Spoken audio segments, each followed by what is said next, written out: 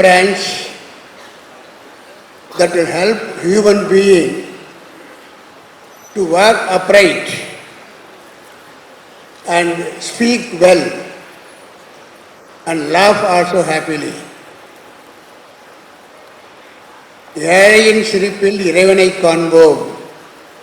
One of our leaders say that means you have to see the happiness from the poor's mouth. They have to laugh. But that is making their life, improving their life, supporting their life. They should be made happy. If you do so, you are really servicing to the God. If you service to the poor, that is equivalent to service to the God. Again, in this particular version, இறைவன் சிரிப்பில், சிரிப்பில் means in it's Tamil, சிரிப்பு means laughing, laughing. The poor people, man, when he laughs, that means his standard is raised up. It is equivalent to serving the God. So that means when he wants to laugh by supporting the people of different areas, when he wants to laugh, that means what? He has to open his lip out. What will be seen there? Teeth. You all dentist leaders, you are not only supporting the poor and also making the poor to laugh confidently. That is the service that really these dentists are doing. It's a great service. I have seen many times in the TV, there were poor people, their face is unshaped because of the different growth of the teeth. So when you think of their parents, they simply cry saying, my son is only 10 years old, he is studying in school, but his colleagues in the classes, they are not accepting because it's a different style of mouth in a growing other flesh over it. Then there are challenges for the dentist, and you are really taking such kind of poor and making them happy by operating and bringing the face normal. So this is a great service that dentists are all over the world are doing, for which it is good that we have got a good organization, association, because individual services may not sufficient to reach what their achievement is. On the other hand, if there is an association like this, definitely it will reach the world. It is discussing among yourself new ideas to improve the health of the people. Will always by discussion, interactions, you will get. Therefore, I am very happy. Somehow I don't know at what respect I have been thought of to honor this fellowship. But anyhow, I am very happy for the fellow members and the concerned authorities to offer me the fellowship. Thank you very much. Thank you. இப்போ இந்தியாவில் பல் மருத்துவத்திற்காக பல நூறு கல்லூரிகள் இயங்கி வருகிறது. அந்த பல் மருத்துவக் கல்லூரியை சரி செய்வதும் மேற்பார்வையிடுவதும் டென்டல் கவுன்சில் ஆஃப் இந்தியான்னு உங்களுக்கு தெரியும்.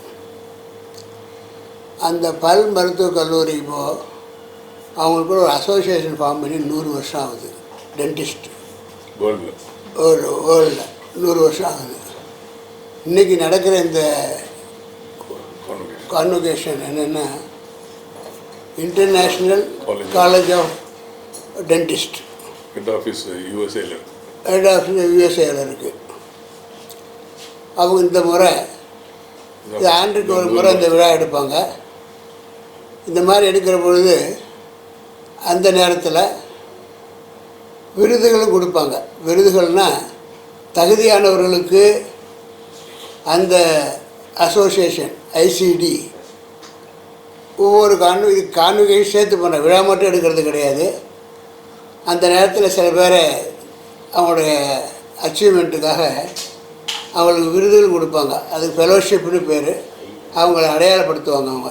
அது மாதிரி இந்த தடவை 30க்கு மேற்பட்ட தகுதியான ஒரு மூத்த அனுபவமுள்ள அது மாதிரி உள்ளவர்களை டென்டிஸ்ட்டுகளை தேர்ந்தெடுத்து இன்றைக்கி அவங்களுக்கு ஃபெலோஷிப் கொடுக்குறாங்க. இது தமிழ்நாட்டில் மட்டுமல்ல, இந்தியாவில் மட்டுமல்ல, மற்ற நாடுகள்லேருந்து இதில் மெம்பராக இருக்கிறாங்க. இதில் அந்த வகையில் இன்றைக்கி கொடுக்குறாங்க. இது எஸ்ஆர்எம் பல்கலைக்கழகத்தில் ஏற்று நடக்க வேண்டும் இந்த விழாவை என்று கேட்டுக்கொண்டார்கள். நாங்களும் சரின்னு சொல்லி இன்றைக்கி எஸ்ஆர்எம் பல்கலைக்கழகத்தில் இது இன்டர்நேஷ்னல் காலேஜ் ஆஃப் டென்டிஸ்ட் அவங்களுடைய கூட்டம் ஆண்டு கூட்டம் நடக்கிறது. அந்த வகையில் நாங்களும் 2 பல் மருத்துவக் கல்லூரி நடத்துவதால் அது மட்டும் இல்லாமல் நாங்கள் சொன்ன உங்களுக்கு பெரும்பாலும் எல்லாத்துக்கும் தெரியும்னு நினைக்கிறேன். இந்த குழு எஸ்ஆர்எம் குழுமம் 35 கல்லூரிகளையும் 5 பல்கலைக்கழகங்கள் நடத்துகிறது. அதில் 3 ஸ்டேட் யூனிவர்சிட்டி, இன்னொன்று அதுவும் சிக்கிம், அதுவும் ஸ்டேட் யூனிவர்சிட்டி. எஸ்ஆர்எம் பல்கலைக்கழகம் மெயின் யூனிவர்சிட்டி டீம்டு யூனிவர்சிட்டி. இந்த டீம் யூனிவர்சிட்டி அதுக்காக அதனுடைய ஆஃப் காம்பஸஸ்ன்னு ஒன்று அலௌடு சென்ட்ரல் கவர்மெண்ட்டில். அதுவே திருச்சி, டெல்லி, அது மட்டும் இல்லாமல் சென்னை 3 இடங்கள் ஆஃப் காம்பஸ் இருக்குது. Kattankulathur main campus. ஆக இந்த கல்வித்துறையில் நான் செய்த அந்த செயல்பாடுகளையும் மக்களுக்கு எந்த அளவுக்கு சரியாக சேவை செய்திருக்கிறோம் என்பதை அறிந்து அவங்களுடைய அந்த ஆண்டு விழாவில் ஐசிடி ஆண்டு விழாவில் அவங்களுடைய குடும்பத்தை சேர்ந்த பல் மருத்துவர் அல்லாத ஒருவருக்கு அவருடைய மற்ற சேவைகளை அறிந்து அவர்களுக்கு ஹானரரி ஃபெலோஷிப் கொடுத்துருக்காங்க. இன்றைக்கி மற்றவங்க அவங்களுடைய சேவையை அவங்களுக்குள்ளேயே யார் சிறப்பாக செய்கிறாங்க என்ன அவங்களுடைய கான்ட்ரிபியூஷன் வச்சு அவங்களுக்கும் 40 வயசுக்கு மேலே இருக்கிறவங்களுக்கு அவங்களுக்கு அவார்டு கொடுக்குறாங்க, ஃபெலோஷிப் கொடுக்குறாங்க. இது ஹானரரி ஃபெலோஷிப். இது இதுவரை யாருக்கும் கொடுத்ததில்லை உலகத்தில். எங்கள் உலக தலைவர் கனடாவில் இருந்து வந்திருந்து அவர் தான் ஐயாவுக்கு ஆனரரி ஃபெலோஷிப் அவார்ட் பண்ணார். நீங்கள் பார்த்துருப்பீங்க இப்போ. ஸோ இது அவருடைய ஹியூமன் கிரவுண்ட்ஸு, அதாவது ஹியூமனிடேரியன் இதை வச்சு பல் மருத்துவர்களுக்கு அவங்க சயின்டிஃபிக் இதை வச்சு கொடுக்குறான். ஆனால் அவர் சான்சலருக்கு என்னென்னா அவருடைய எஜுகேஷ்னல் இன்ஸ்டிடியூஷன்ஸ் ப்ளஸ் ஹியூமனிடேரியன் இதில் ஈவன் ராயல் காலேஜ் ஆஃப் இங்கிலாண்ட்லேயும் கொடுக்குறாங்க. இதே மாதிரி எப்படின்னா நான் டாக்டர்ஸுக்கும் அதே எஃப்ஆர்சிஎஸ் கொடுப்பாங்க. அதே மாதிரி இது எஃப்ஐசிடின்னு பேர். இந்த தடவை இயான் டோயல் எங்கள் இன்டர்நேஷ்னல் பிரசிடெண்ட் ஃபெலோஷிப் இப்போ தான் வழங்கினார். இது மெயினாக பார்த்தீங்கன்னா நிறையா அந்த காஜா புயலில் அப்புறம் எர்த்குவேக்ஸில் இதிலலாம் அவர் சான்சலர் டாக்டர் பார்வேந்தர் நிறைய உதவி செய்திருக்காரு. கிட்டத்தட்ட ஆயிரக்கணக்கான பிள்ளைகளுக்கு இலவசமாக அந்த இறந்து போனவங்களுடைய அனாதை குழந்தைகளை படிக்க வைக்கிறாங்க எஸ்ஆர்எம் செலவில். அதை நாங்கள் மேற்படுத்தி அதனால் இந்த ஃபெலோஷிப்பை வழங்கியிருக்கோம்.